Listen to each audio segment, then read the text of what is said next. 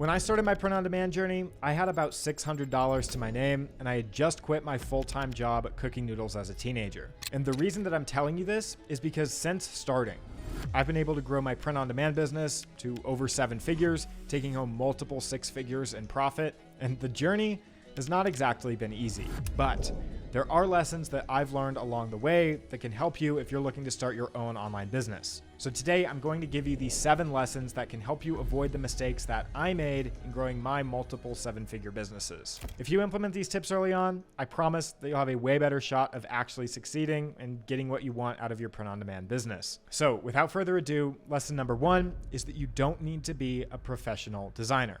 Now, you do have to be a professional, but not exactly a professional designer. See, print-on-demand requires a lot of effort when it comes to making designs and making your products. The good thing is that you don't have to be a professional graphic designer in order to make 6 figures in profit each year. And actually, being a professional designer can hold you back. I get a lot of graphic designers with 10 plus years experience reaching out to me on email, telling me that print-on-demand doesn't work because they can't seem to get sales. And surely if anyone can get sales, it would be them, right? Now, I don't want to sound insensitive, but the graphic design skills don't actually matter in this business model. Instead of making graphic design artwork, print-on-demand is about making products for the customer, not necessarily making the most appealing designs. And a lot of the time, graphic designers tend to make designs in a certain type of way or a certain style that isn't always what customers are looking for. So as someone who's not a graphic designer, you have the advantage of creating specific products that match what customers are looking for. The key is just to design a lot of products. And when I mean a lot, if you're serious about getting to the 6, 7, or 8-figure level, which I haven't actually made it to the 8-figure mark yet, it requires a lot of trial and error in making products that might not ever sell. Getting to $2,000, $3,000, or $4,000 a month is easy, but $10,000, $20,000, or $30,000 a month is really exceptional. Now, I might talk about some large numbers in this video, so I don't want to come across as bragging or insensitive, but I have made that kind of money with this business, so that's what I'm going to be referencing. But sometimes thinking about smaller figures like $2,000, $3,000, or $4,000 a month are a little more palatable and comfortable to think about. So you can kind of just mentally set those numbers aside when I say them, and you can choose to think about your own goals. Now, when it comes to goals, everyone has the same goal. The only thing is what you're willing to do differently to reach that goal. So in the frame of print-on-demand, since I'm now approaching over 7 figures in profit, the only secret is to make a lot of products. And that's the work that separates those who make it from those who don't. The reason that it's a desirable business is because it's challenging. It's because nobody wants to do it and nobody does it. See, if it was easy, everyone would do it. And if everyone did it, then it wouldn't be worth doing. If you look at any of the top print-on-demand businesses, you'll see that they've made hundreds, if not thousands of designs to find those few products that actually take their business to the next level. Now, if that sounds overwhelming, don't worry, we'll talk about making a lot of products in a moment. But first, the second lesson that you need to understand is your shop location. Just like if you opened your business in the back of an alleyway, you wouldn't get much attention. If you opened your business on a busy street, that's where you'd make all the money. Your shop location is what helps you get sales. If you're selling on Redbubble and Teespring and all of these free marketplaces, they're hardly bringing in any traffic. It's like opening up your shop in the back of a small Chinatown market. But when you start your shop on a website like Etsy, it's like having your storefront in New York City. There's hundreds of millions of people who come to their site each month ready to shop. Again, to reach those exceptional numbers like $10,000, $20,000, or $30,000 a month in profit, you have to have the traffic and the customer base to support it. Now, I understand that there's also a lot of sellers on Etsy. It's a competitive marketplace, and that's because it's where all of the customers are. You have to be willing to compete if you want to make any progress in your business. So as I mentioned before, it's only desirable because it's challenging. It's only worth doing because there's a big reward that most people aren't willing to fight for. Again, the only challenging part here is the work itself. If other people have done it, then you're able to do it as well. You're not trying to figure out corporate law. You're not trying to do a brain surgery. You're completely capable of selling products on Etsy. Now, of course, you could sell on a platform like Shopify as well. However, you have to figure out how to drive your own traffic with that business model. Now, you can use free TikTok or Pinterest marketing to drive traffic that way, and it can be done. However, selling on Etsy is a prime marketplace because hundreds of millions of shoppers are coming to buy products anyway. And print-on-demand products are frequently what Etsy shoppers are looking for. They love the custom candles, the t-shirts, the mugs, the posters, the dish towels. These products fit the Etsy avatar perfectly. And that brings us nicely into point number 3, which you need to know before starting print-on-demand in 2024, which is understanding your storefront. Now, you don't go to YouTube looking for Twitter content, do you? In the same way, people don't go shopping on Etsy looking for eBay products.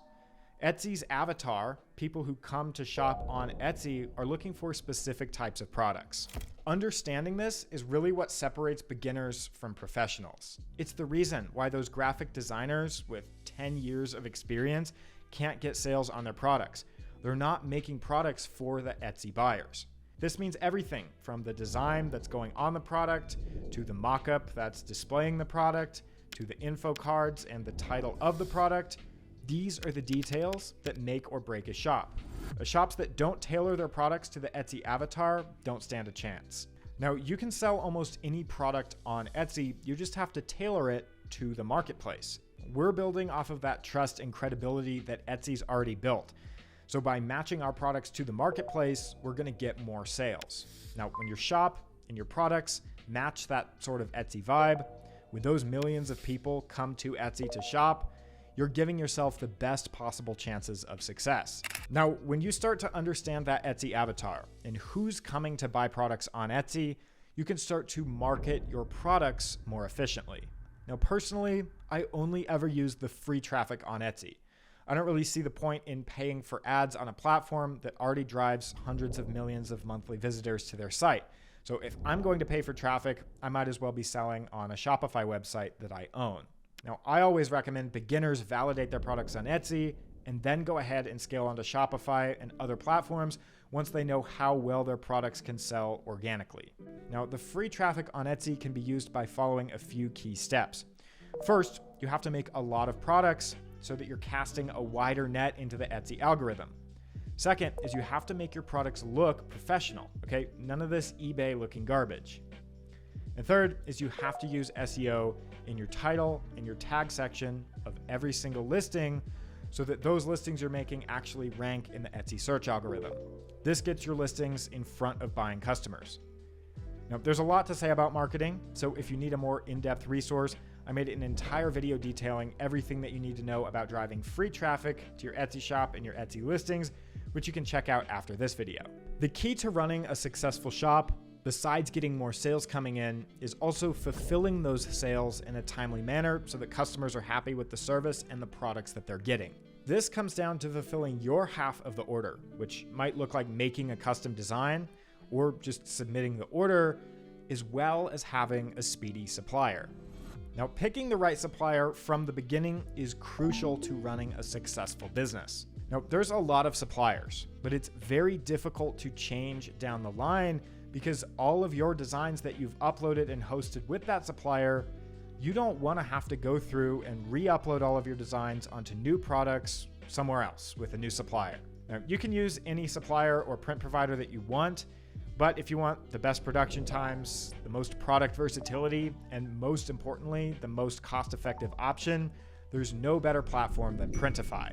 I switched to using Printify several years ago, and even to this day, they still offer the best support, the best customer service out of any platform that I've worked with. Printify just makes running your print-on-demand business easy. Your orders can be fulfilled automatically, it integrates directly with Etsy, it's Etsy approved, and on top of all of that, using Printify will allow you to use my product uploader tool, which can automatically upload all of the designs that you make for you.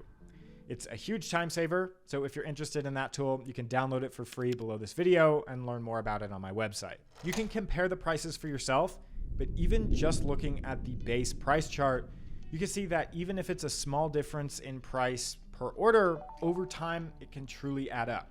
At the core of the business, the customer needs to be happy. Repeat customers are far better than just one-time customers, and your supply chain and the supplier who's printing your products makes customers want to come back. Now, if you followed my channel for any amount of time, you know that I like making money and using AI to do it in a practical way. I wish that AI was around when I got started in print on demand because I would have been way more successful a lot sooner. Lesson number 6 is that you have to be leveraging AI or you're going to be left behind. Now, I don't mean that you have to use AI to make entire designs or that you have to use AI to do everything for you, but people you're going up against are using it to be more creative and work faster. As AI evolves, it's going to continue to get better and faster than humans, and those who use it are going to keep getting ahead. AIs like Midjourney can be used to make designs for print-on-demand products. ChatGPT can be used to come up with ideas for sayings and niches to sell in. And that's just the tip of the iceberg, very top level stuff. AI is changing every single day, so you have to continue to evolve with it and implement it whenever it makes sense. Now, lesson number 7 is taking everything that we've discussed so far. You have to be able to iterate. You have to be able to take small pivots throughout the process of growing your business. This is how you're able to improve and compete in the space of print on demand. Iterating means taking what works and improving upon it. It means that if something isn't working, you slightly modify your approach to get it to work. When I officially started my business in 2019, I was all over the place dropshipping anything that I thought would work. And I finally started getting some consistent sales when I started posting print-on-demand t-shirts for sale, but this ended up being a setback. Instead of starting to iterate on what was working, I doubled down and kept posting the same kind of bad, low-quality t-shirt that happened to sell the first time. Now, doubling down on what works is the right move, but only to the extent that it keeps working. I had to remove my tunnel vision so that I could see everything that I wasn't doing right. It's not about giving up and trying something entirely different. It's about making small, iterative changes that improve your business. That's what being a business owner really is. Bonus tip number 8 is make sure you subscribe and go follow me on Instagram. I'm going to be doing some giveaways and maybe some shop reviews over there as well. So be sure you follow me on all the social media platforms so you know what's going on.